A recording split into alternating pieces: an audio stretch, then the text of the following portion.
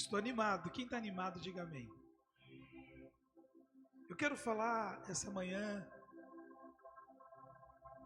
Deus me deu uma direção nesses dias para falar sobre uma preparação, uma expectativa para algo muito grande. Fala para o teu irmão assim: crie uma expectativa,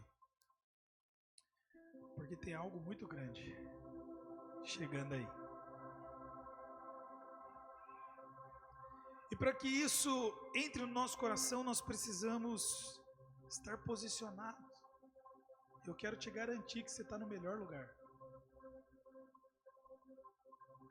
Nós tivemos a Páscoa.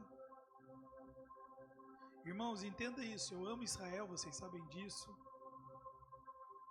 Se eu pudesse, eu ia 2 vezes por ano, todo ano para Israel. Pelo menos. Eu amo aquela terra. Eu creio nas festas. Mas como pastor, eu tenho muito discernimento em entender que Paulo disse: eu lutei tanto para tirar o judaísmo da igreja e vocês estão voltando para este lugar. Então nós precisamos ter esse discernimento em entender, mas não judaizar, porque Cristo nos libertou, amém?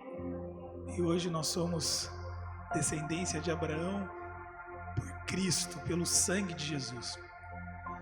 Mas não tem como você negar as festas judaicas, porque todas elas têm a ver com a Bíblia. E a Bíblia é o nosso manual de vida, é a palavra que nos sustenta, amém? Então eu tenho muito essa sabedoria de conduzir um povo e não deixar que ninguém traga cultura judaica, mas sim viva a cultura do céu. Mas domingo passado foi Páscoa na nossa nação, nós comemoramos a Páscoa no calendário judaico, não foi exatamente no domingo, mas foi perto. E o que o Senhor falou comigo essa semana é que após a Páscoa, 50 dias depois da Páscoa, vem Pentecoste. E são festas específicas e momentos específicos. A Páscoa, nós falamos semana passada, ela é comemorada até hoje, a festa mais importante de Israel, porque ela comemora a passagem, quando Deus abriu o mar e aquele povo passou em segurança, e quando eles chegaram do outro lado, eles passaram e Deus guardou com a sua mão forte. Então eles celebram essa festa, Páscoa, eu passei para o outro lado e Deus de Israel me deu a vitória.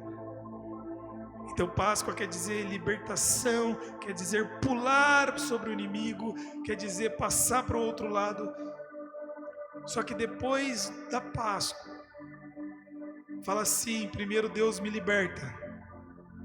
Não, fala com voz de profeta, não é possível. Fala: primeiro Deus me liberta, depois Ele me surpreende. Uau! Meu Deus! Primeiro Ele vai te libertar, depois Ele vai te surpreender.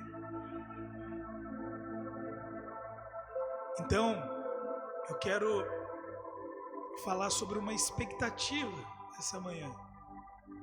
E eu quero levar a igreja inteira a criar essa expectativa, porque nós passamos pela Páscoa, então daqui 50 dias nós vamos entrar em Pentecoste. E Páscoa quer dizer libertação e Pentecoste quer dizer a colheita. Ah não, meu Deus, eu estou pregando para quem aqui? Estamos prestes à maior colheita da história. Profetas do mundo inteiro estão dizendo que nós vamos colher 1 bilhão de almas para Jesus Cristo. Tem alguém que crê nisso aqui? Aleluia!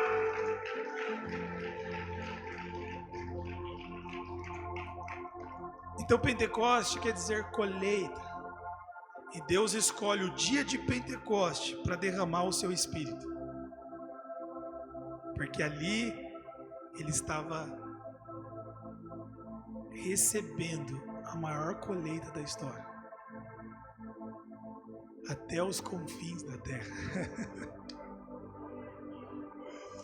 Meu Deus! Então, nesses 50 dias, nós vamos falar sobre essa preparação para Pentecoste. E no dia de Pentecoste, nós vamos estar aqui, reunidos. Alguém vai estar comigo aqui? Talvez a gente fique o dia inteiro aqui na igreja. Reunidos, buscando e crendo que tem algo muito extraordinário chegando. Então, como me preparar para algo extraordinário?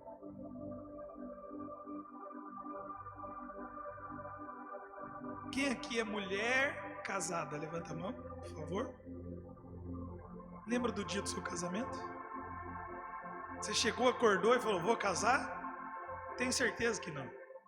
Eu fui assim. Meu pai falou, você é maluco. Eu dormi no dia do meu casamento. Eu estava tão cansado, eu falei, deixa eu dar uma dormidinha atrás. Meu pai falou, você vai dormir? Você vai conseguir dormir? Eu falei, claro, preciso estar belo à noite. E eu dormi assim 1 hora. Meu pai achou o máximo aquilo. Mas a mulher é impossível. Sim ou não? A mulher, impossível. Ela vai lá, aí tem o dia da beleza, não é assim? Aí é a unha, a sobrancelha, é o cabelo, a maquiagem. Há uma preparação. Eu vou soltar primeiro aqui. Jesus é o noivo. Você acha que ele vai casar com uma noiva de qualquer maneira? Ele está procurando uma noiva apaixonada. Ele está procurando uma noiva apaixonada em Jacareí. Ou lá em Fortaleza. Então, a noiva, ela se prepara.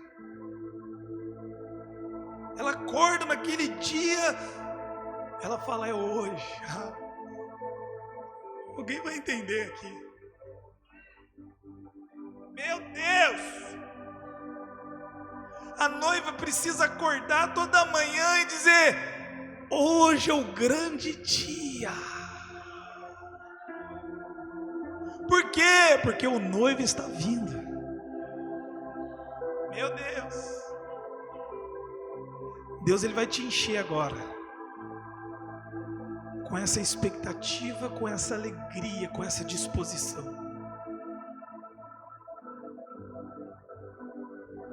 Qual tem sido a motivação do teu coração? Qual tem sido a tua expectativa? A minha é, Maranata, ora vem, Senhor Jesus. Maranata, ora vem, Senhor Jesus. Quando eu olho para o céu e o céu tem algo diferente, eu já falo, será que é agora?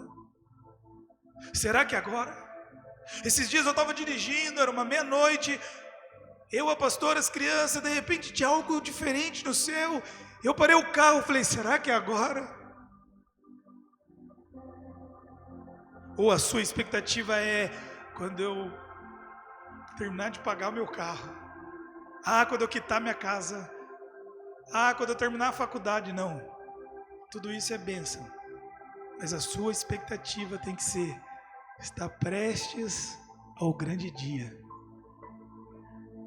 Está chegando a grande hora. Eu vou olhar para os olhos dele.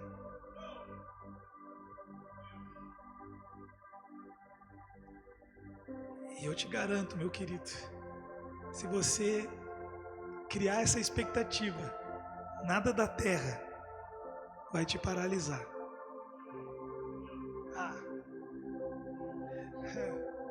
Você vai falar como Neemias, eu não tenho tempo a perder.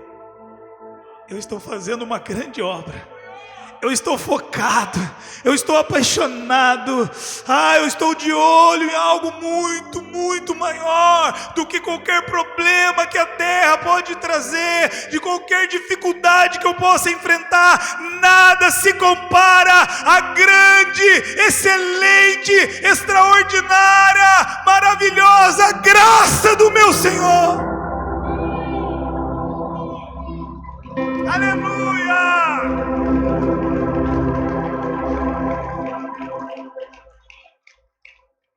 Então vira para o teu irmão e fala assim: você está se preparando?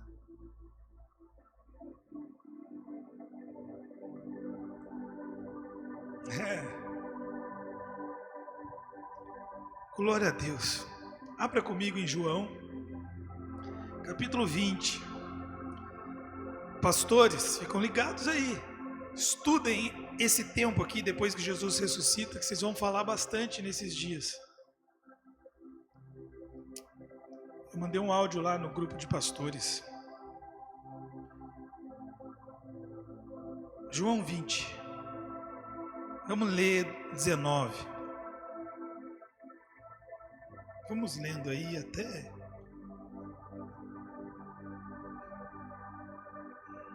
Evangelho de João 20, 19. Coloca aqui para mim.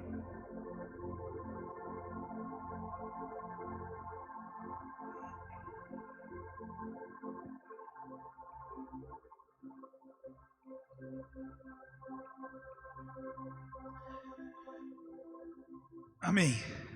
Chegada, pois, a tarde daquele dia, o primeiro da semana, e cerradas as portas onde os discípulos, com medo dos judeus, se tinham ajuntado, chegou Jesus, pôs-se no meio e disse-lhe: paz seja convosco.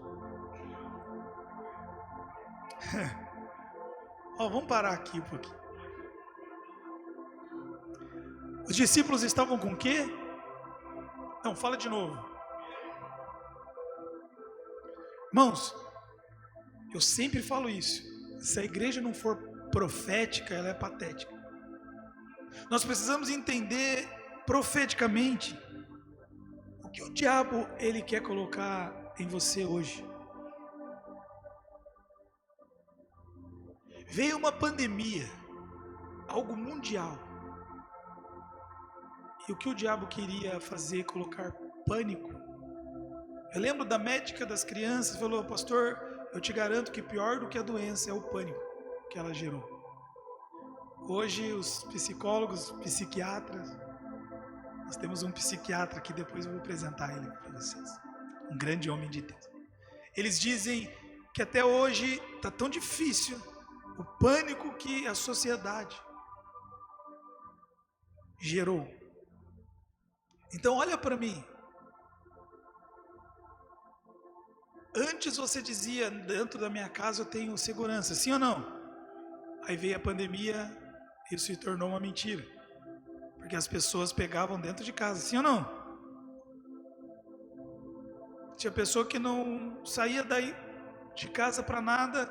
Eu falava: filho, você precisa vir para a igreja. Não, pastor, eu não posso, senão eu vou pegar doença. Daqui a pouco me ligava: pastor, ora por mim que eu estou com essa praga.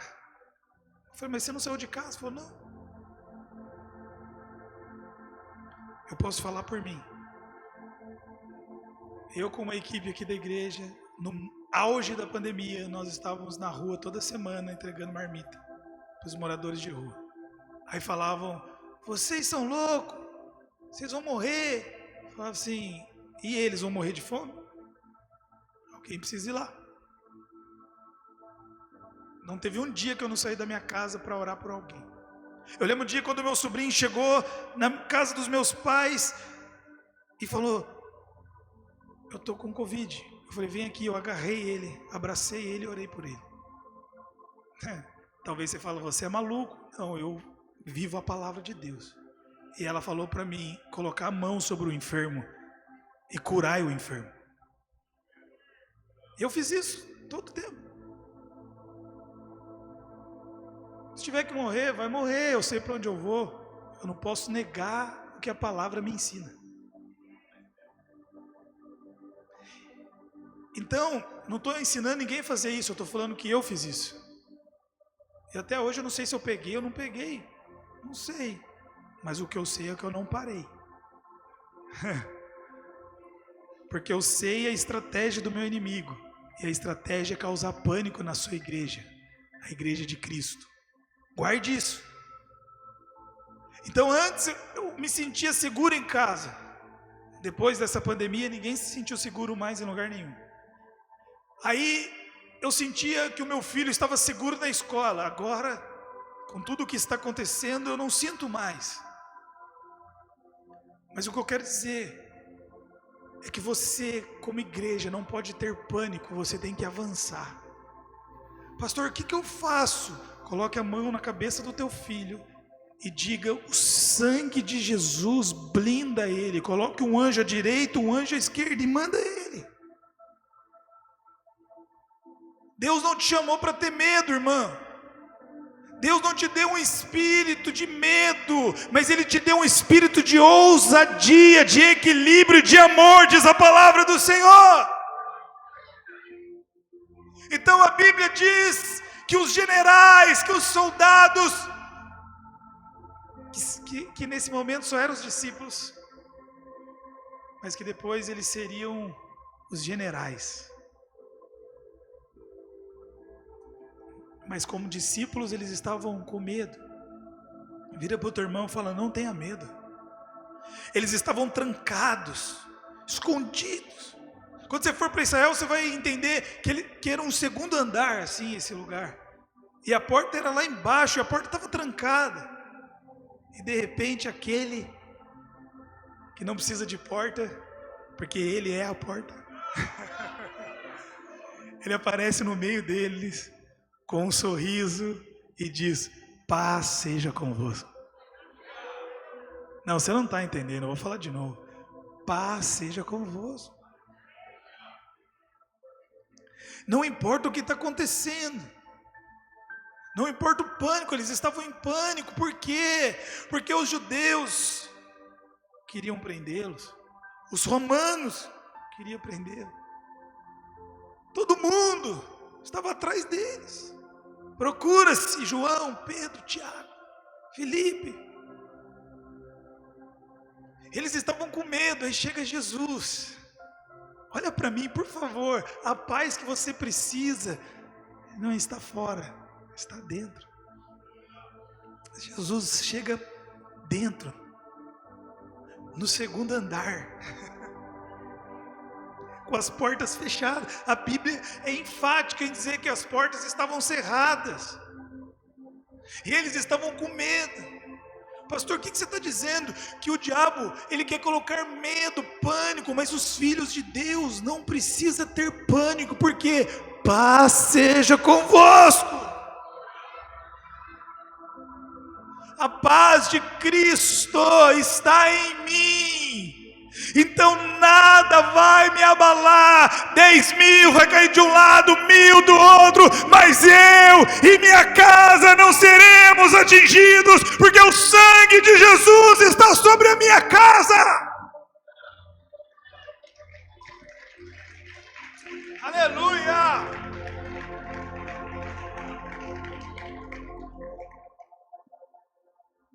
Então fala para o teu irmão: relaxa.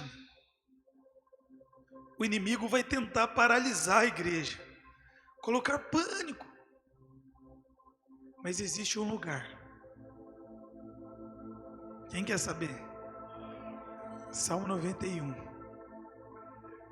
Aquele que habita no esconderijo do Altíssimo, à sombra do Onipotente. E aí chega esses momentos, essas desgraças que nós vemos. Eu quero aqui aconselhar os pais: todos os dias antes de dormir, unja os pés dos seus filhos e ore por ele. Todos os dias, unja os pés dos seus filhos e ore por ele. Eles vão dormir a noite inteira. Então nesse momento, as pessoas começam a perguntar: pastor, mas por que isso? O que está acontecendo? Desgraça sempre existiu e sempre vai existir. Mas existe um Deus que não muda. E a Bíblia me ensina que sempre Ele quer que o seu povo olhe para Ele. Não, antes a segurança era dentro da minha casa, depois a segurança era dentro da escola. Mas espera aí, o lugar seguro que eu conheço é debaixo das asas do Onipotente. Enquanto o povo não entender que só há um lugar seguro, e esse lugar é debaixo das asas do Onipotente, porque Onipotente quer dizer que tem todo o poder, nada vai mudar. Irmãos, talvez eu sou o único pastor que prego isso. O mundo vai ficar cada vez pior. Eu não posso te trazer uma mensagem motivacional. Eu tenho que te trazer a palavra verdadeira. O mundo vai piorar, mas eu vou melhorar. Eu vou prosperar. Eu vou vencer. Fala para o teu irmão, você é vencedor. E para que você seja vencedor, precisa haver batalhas, lutas. As lutas não vão parar, as batalhas não vão cessar, mas você vai vencer. Por quê? Porque Cristo já venceu. Aleluia! Então nós estamos em um lugar seguro, debaixo da sombra. Tem uma sombra daquele que tem todo o poder. O teu inimigo não tem poder, irmãos. Todo o poder está nele. O teu inimigo tem força, mas todo mundo que é muito forte um dia se cansa. Tem vários lutadores profissionais que ganharam pela resistência. Todo campeão de luta, pode perguntar para alguém que pratica luta, ele vai dizer: o campeão não é aquele que bate mais, mas é aquele que resiste mais, que aguenta apanhar bastante e não é nocauteado. Eu conheço um povo que é assim. Não, vou falar de novo, eu conheço um povo que é assim. Eu conheço um povo que foi comida de leão no Coliseu. Um dia eu cheguei no Coliseu, lá em Roma, e perguntaram: você quer entrar? Tem que comprar um ingresso ali, é barato. Eu falei: eu não vou entrar aí não. Porque teve muitos irmãos que morreram aí. Eu não quero entrar não, deixa eu ver por fora, já tá bom. Teve uns que foram cerrados no meio. Teve um que morreu de ponta cabeça. Mas a igreja só cresce. E um dia você vai ver ele no céu, ele vai estar perfeitinho. E você vai olhar para ele e falar: valeu a pena, né? Pô, eu não neguei. Eu fui até o fim. Por isso você não pode parar por uma luta. Você não pode deixar o inimigo te trancar. Jesus fala: paz seja convosco. Eu vou colocar uma paz dentro de vocês, que vocês vão para as praças, vocês vão para as ruas, vocês vão avançar. Meu Deus, vocês vão propagar que é chegado o reino dos céus. Vocês vão curar os enfermos.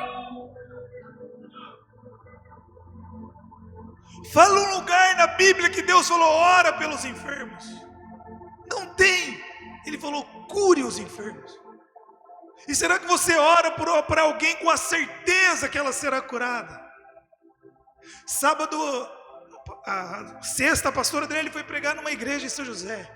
Chegou uma menina com escoliose, com a coluna toda torta. Eu falei: filha, eu tenho a certeza que Jesus vai te curar agora. Ela tem 11 anos e ela dança no altar. E ela dançava com a coluna torta. Deus tem algum propósito naquela menina enferma? Claro que não. Deus quer ver a sua adoradora perfeita. Porque Deus é perfeito. E eu toquei aquela menina e comecei a orar. A coluna daquela menina destravou na hora, ela ficou perfeita. A mãe dela começou a chorar. Ei, olha para mim. Deus não mandou você ficar com medo. Deus mandou você curar os enfermos, ressuscitar os mortos. Pastor, Deus pode ressuscitar um morto? Claro, está na palavra. Sabe o que, pastor? É que eu nunca vi. Mas você já orou por algum morto? Eu já orei, irmãos. Não ressuscitou ainda, mas vai ressuscitar. Está escrito. A Bíblia diz que as coisas que nós vemos vieram das que nós não vemos. Então eu creio mais na Bíblia do que em você que eu estou vendo aqui. O céu é mais real do que tudo que você possa enxergar com os seus olhos humanos. Então Jesus estava ensinando algo aqui. Existe uma paz para que você possa chegar em qualquer lugar de lutas e de dificuldades, e essa paz vai sobressair. Fala para o teu irmão, receba essa paz. Olha o que diz o 20. E dizendo isto, mostrou-lhes as suas mãos e o seu lado. De sorte que os discípulos se alegraram vendo o Senhor. Ele disse, olha aqui. Ele disse assim, olha aqui, olha aqui. Quem aqui já passou por uma grande luta? Quem aqui já passou por uma grande luta mesmo, que você saiu ferido? Levanta a mão. Glória a Deus. Então você pode dizer, olha aqui. Porque para Deus, mais do que o seu diploma é a sua cicatriz.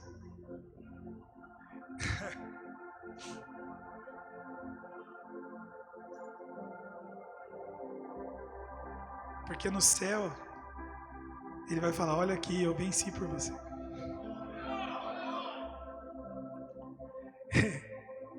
O homem das mãos furadas entrou e falou, olha aqui.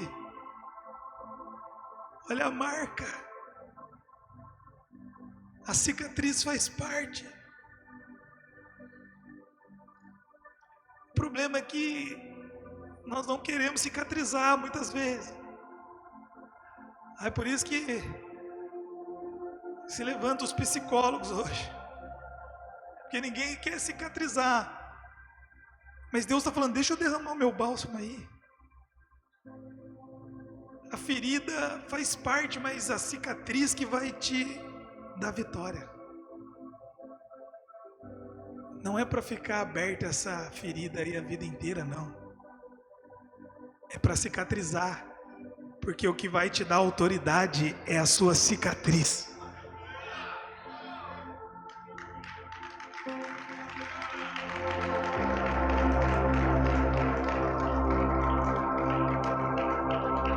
Então Jesus fala, olha aqui. Olha aqui. Olha!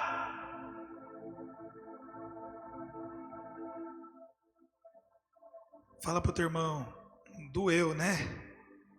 Mas vai valer a pena. E no 21 ele disse, pois Jesus outra vez, paz seja convosco. Toda vez que Jesus repete algo é para você redobrar a sua atenção. Olha para mim, ele está falando assim, ô João, ô Pedro, ô Maria, ô Joana, há uma paz que eu quero deixar com você. Se ele disse isso, é que ele estava querendo dizer, porque vai ter lugares que não tem paz. E você não pode se contaminar com o lugar, mas você tem que transformar o lugar. Ah, meu Deus. Nós estávamos esses dias na 25 de março, ninguém conhece, né? Só tinha chinês lá. E nós estávamos orando lá pelas pessoas, irmão. Dentro da 25, sim. Segurando a carteira com uma mão, o celular com a outra. E orando com o ombro, assim.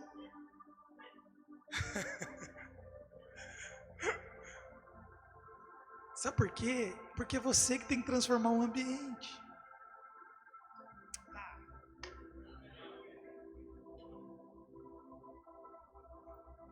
Irmãos, a presença de Deus está aqui. Deus não quer que você sinta algo em um culto. Ele quer dizer, paz seja convosco. Por favor, entenda essa palavra. Aonde você chegar, a paz dele tem que chegar.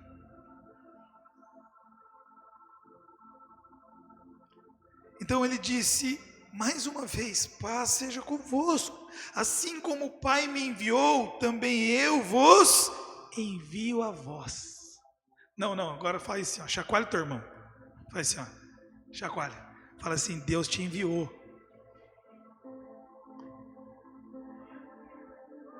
Ah, não, eu não sou pastor, eu não sou adorador, eu não sou... Não, Deus te enviou. Não, vou falar de novo, Deus te enviou. E você vai ser enviado em lugares improváveis. Você vai chegar em lugares escuros. Mas a luz está dentro de você. A paz está dentro de você. Quantas vezes eu atendo alguém aqui na igreja e a pessoa fala, pastor, deixa eu ficar aqui. Eu não quero sair daqui. Eu não quero voltar para minha casa. Eu falei, não tem a ver com o lugar físico. Tem a ver com quem está aqui. Leva ele para a tua casa.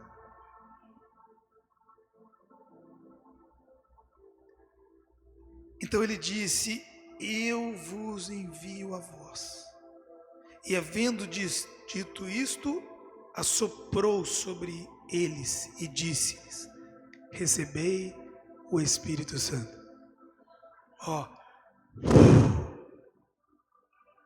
Jesus fez assim.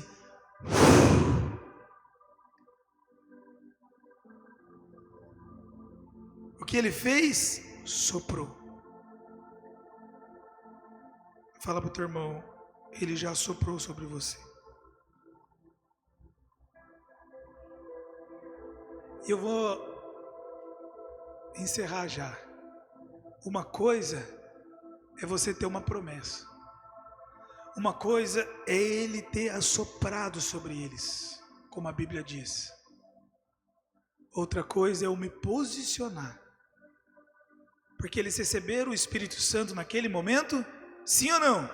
Não, foi em Atos 2, no dia de Pentecostes. Mas ele assoprou quando? João 20. Uau, interessante isso. Olha para mim, quem aqui já recebeu um sopro, uma profecia, uma palavra? Vai se cumprir? Vai, só depende de quem? Do seu posicionamento, da sua obediência. Jesus assoprou, diz a Bíblia, receba o Espírito Santo. Mas eles precisaram estar posicionados em obediência, em unidade. Pastor, por que a igreja não está vivendo o sobrenatural? Porque falta unidade, falta empatia. Irmãos, deixa eu rasgar o verbo aqui. A Bíblia diz que eles ficaram reunidos no mesmo lugar, com a porta trancada, no andar de cima. Aí tinha um que era presbiteriano, o outro pentecostal, o outro batista, o outro católico, o outro evangélico. Vocês estão entendendo ou não? E hoje, não gostei do seu irmão. Por quê? Porque o seu óculos eu não me identifiquei com ele. A obra de Deus é muito maior do que o que eu acho. O reino de Deus é muito maior do que os meus sentimentos. A vontade de Deus é perfeita. Mas ele deu uma ordem, ei, receba o Espírito Santo, mas fica reunido num lugar, em Jerusalém. Ele colocou 12 homens, totalmente diferentes, irmãos, que eu já estudei com um homem chamado Augusto Cury, a personalidade de cada discípulo. E eram os piores tipos de pessoas. Um era bipolar, o outro era dissimulado. Piores tipos de pessoas. O outro ainda é imperativo. Jesus escolhe os mais difíceis, porque a obra que ele vai fazer é sobrenatural. Pessoas difíceis, mas ele dá uma ordem, fica reunido no mesmo lugar. Quando isso acontecer, todos os tipos de milagres vão acontecer. Não, vou falar de novo.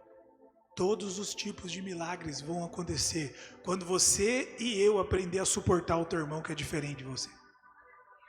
E aprender a amar. Porque ele disse, eu conheço os meus discípulos quando eles amarem uns aos outros. Então, quando eu tô com o teu irmão, eu falo, eu te amo. Mesmo você sendo diferente. Aleluia! Aí vai ter o Tomé que vai entrar lá e falar, eu não acredito. Sempre tem o Tomé. Eu não vi. Eu só acredito se eu ver. Aí a Bíblia diz que 8 dias depois Jesus aparece de novo. O que ele fala? Paz seja convosco. Aí falou, Tomé, chega aqui. Toca aqui, vai. Toca aqui, vai. Não foi aqui não, viu, irmão? Deixa eu ensinar vocês, foi aqui. Se fosse aqui, ia rasgar, ele ia cair daquela cruz. Foi aqui, ó. O furo foi do lado. Saiu água. Porque o sangue nos redimiu, mas a água nos purificou.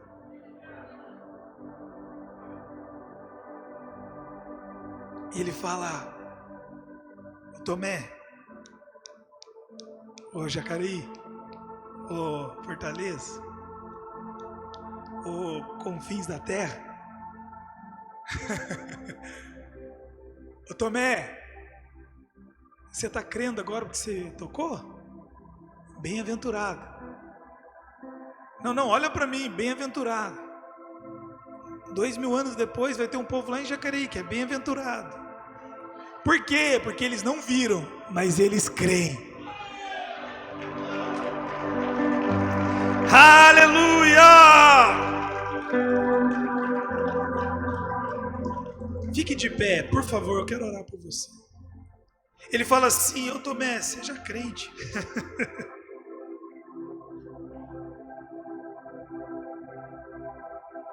Seja crente.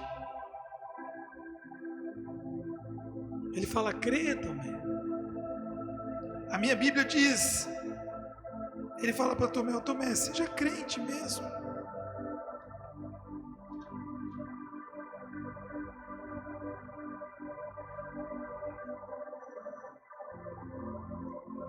Sem fé é impossível agradar a Deus. Bem-aventurados que não viram, mas que creem. Olha aí o 29. Porque me viste, Tomé, creste? Bem-aventurados, fala todo mundo, bem-aventurados. Os que não viram e creram. Mas no 27 ele fala assim, põe a mão aqui do meu lado e não sejais incrédulo, mas crente. Fala pro teu irmão, seja crente, mano. E ser crente, não estou falando de ser evangélico. Eu estou falando de crer no sobrenatural.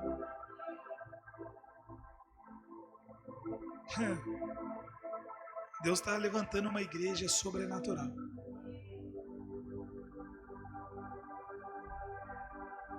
Quando nós enfrentamos essa praga chamada Covid, as pessoas diziam, quando voltar ao normal? Eu falava, eu não aceito essa palavra para a igreja, porque a igreja não pode ser normal. A igreja tem que ser sobrenatural.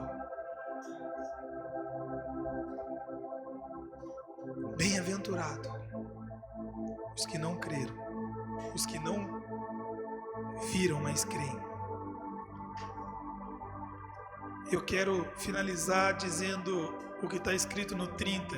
Jesus, pois, operou também em presença de seus discípulos muitos outros sinais. Fala assim, muitos outros sinais, que não estão escritos neste livro.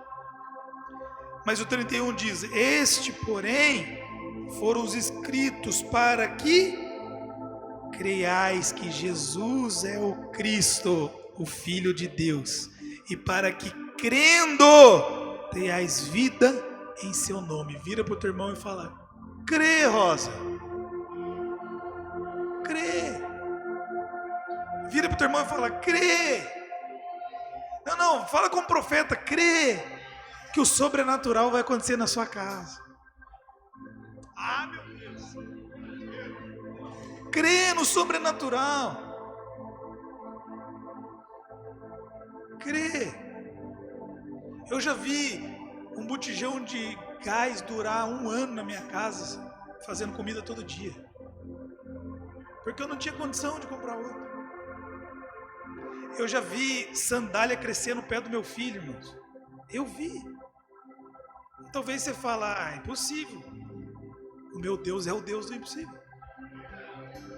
Eu já vi gasolina entrar no tanque do meu carro. Porque eu estava orando em línguas, vindo de outra cidade e não tinha dinheiro para colocar gasolina. Eu comecei a orar em línguas, Senhor, eu preciso do milagre. E de repente o tanque fazia assim, César. Eu vi. Eu vi. E Ele está nos ensinando a crer. Tocar bonito não agrada a Deus. Cantar bonito não agrada a Deus. Pregar bonito não agrada a Deus. O que agrada a Deus, Hebreus diz? Sem fé é impossível agradar a Deus. Fala para o teu irmão, tenha fé.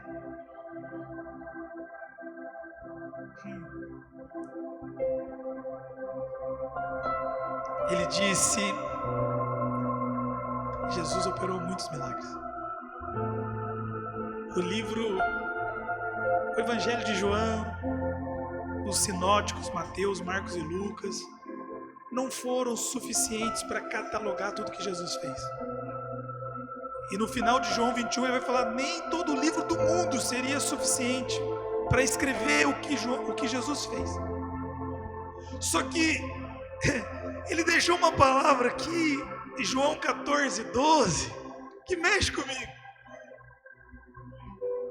Isso é uma igreja apostólica. João 14:12, por favor. João 14:12. Você conhece? João 14:12, filho. Na verdade vos digo, que aquele que crê em mim, também fará as obras que eu faço. E as fará maiores do que estas, porque eu vou para o meu Pai. E aonde Jesus está hoje, pastor? À direita de Deus Pai. Mas Ele deixou o Espírito Santo. E o Espírito Santo está aqui. Ele está aqui. Eu sei que Ele está aqui. E Ele tem uma direção essa manhã. Qual? Faça as obras que eu fiz. E maiores as que eu fiz. Oh! E que obras são essas, pastor? Ei, não limite a tua fé. Ei, olha para o céu. Você pode contar as estrelas? Não limite a tua fé, irmão. Não limite a tua fé.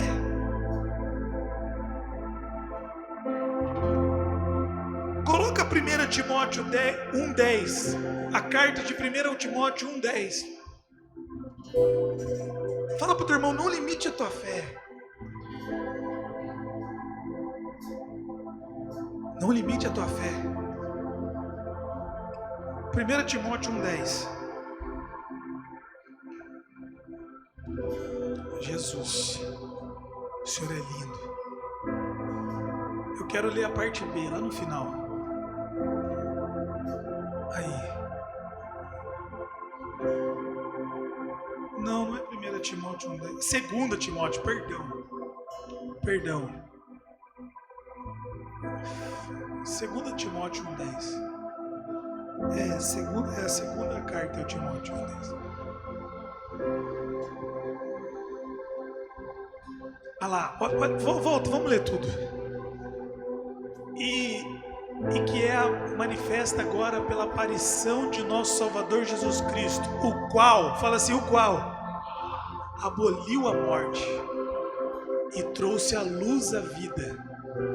Meu Deus. Você acabou de ler que nós vamos fazer as obras que ele fez. Olha uma obra que ele fez. Ele aboliu a morte e trouxe à luz a vida.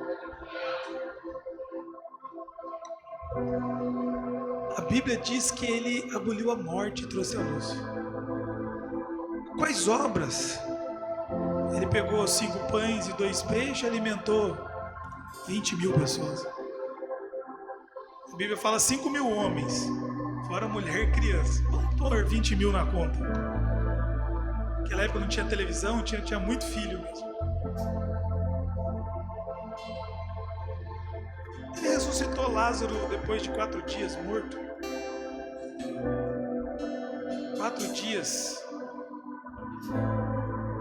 Ele curou um cego de nascença. Ele olha para você hoje. Ele olha para você hoje e fala: você pode fazer essas obras. E eu sei que Deus está aqui porque o diabo está falando para alguém assim: não, mas você não é capaz. Ele está falando: não tem a ver com você, mas com o meu nome e com o meu sangue que foi derramado por você. Não tem a ver com a sua capacidade, com a tua santidade. Tem a ver com o sangue dele, com o nome dele. Mas ele só está dizendo: se posicione. Fique em Jerusalém. Uou! Então eu quero orar por você. Feche os seus olhos. Pai, Tu és santo. O Senhor aboliu a morte. O Senhor multiplicou os pães. O Senhor ressuscitou um morto em 4 dias. O Senhor curou uma mulher de um fluxo de sangue. Aquele homem no tanque de Betesda. O Senhor curou o cego de nascença, paralítico. O Senhor olhou para 10 leprosos e disse: vai ao sacerdote, eles já foram limpos. O Senhor é o Deus do impossível. E o Senhor disse: se creio, eu creio, Senhor. Eu creio. Eu creio. Farão as minhas obras. Eu quero, Senhor. Eu quero ver uma igreja fazendo as tuas obras. Não tem a ver com o pastor da igreja, não tem a ver com os adoradores, tem a ver com toda a igreja. Sabe o que, pastor? Eu trouxe esse visitante para ser pastoreado. Por quê? Porque ele estava enfermo lá na minha rua, eu orei por ele, ele foi curado, e agora ele veio aqui conhecer o Jesus que o curou. Eu vou ver essa igreja. Sabe o que, pastor? Lá no meu trabalho eu comecei a orar e os milagres começaram a acontecer. E as pessoas falaram: eu quero conhecer essa igreja que ensina quem é esse Deus vivo. Pai, nós vamos viver isso, porque nós sabemos que a paz está conosco. Que o Senhor é o nosso guia. O nosso guia se chama Jesus Cristo. O nosso Deus forte, o braço forte, a torre forte, a rocha inabalável, a pedra angular que nos sustenta. Aleluia! Nós não vamos parar, nós não vamos retroceder, nós vamos avançar. Aleluia! É o tempo de avançar, é o tempo de crescer, é o tempo da dupla honra, é o tempo de se levantar os profetas nazireus, é tempo de expandir o reino dos céus. Nós declaramos a essa cidade: Jacareí, é chegado o reino dos céus. Receba o Espírito Santo.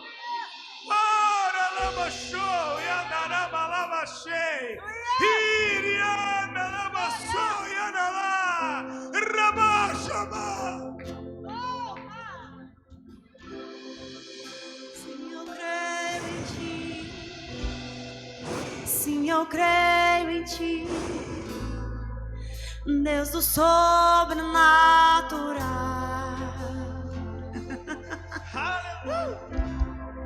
Sim, eu creio em ti.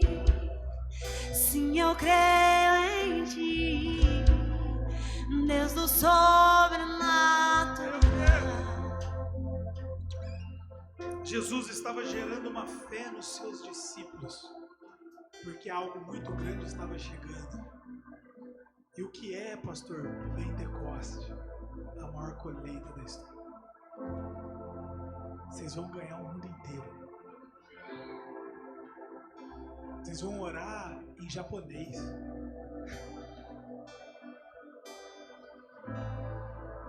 Vocês vão orar em russo. Vocês vão orar em árabe. Tarabastu miala maioia. Miricandalai ondo chamando orobalabachei. E a Bíblia diz que pelo menos 17 nações estavam aqui. E cada um começou a escutar na sua língua as grandezas de Deus. Deus ama a diversidade. E Ele se manifesta na diversidade. Ele se manifesta.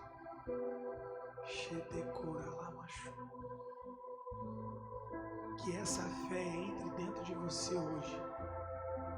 Porque se você tiver uma fé do tamanho de um grão de mostarda, você diz a um monte, salta ao mar, e ele salta. Do tamanho de um grão tão pequenininho. Eu sei que Deus está colocando essa fé dentro de você. Quando você olhar para alguém que precisa de um grande milagre, você não vai mais olhar com piedade.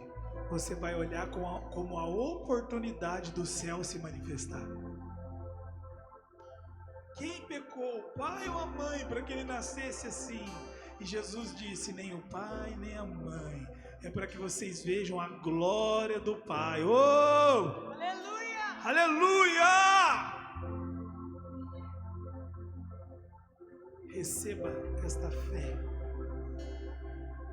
Receba a paz que transcende todo entendimento.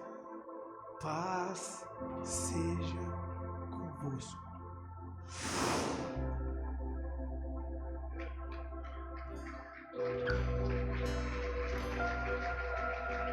Graças a Deus. Irmãos, eu esqueci de fazer algo aqui. Ô Pedro, vem aqui, meu amigo. Vem aqui. Vem aqui, pode vir. Aqui você está em casa. Esse aqui é um amigo, Dr. Pedro, um homem cheio de Deus, médico e cheio do Espírito Santo. Quando ele entrou no meu carro, eu fui pegar